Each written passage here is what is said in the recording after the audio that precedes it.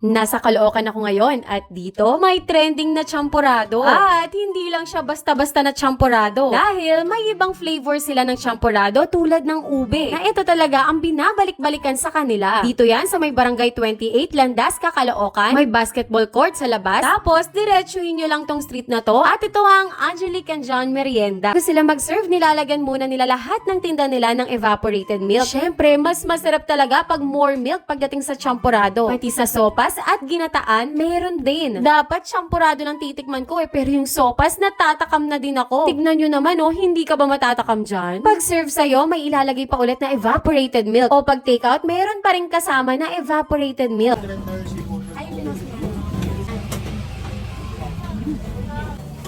Hello, sobrang sticky. Ube nga. Lumpia. Ayan, meron din silang fresh lumpia.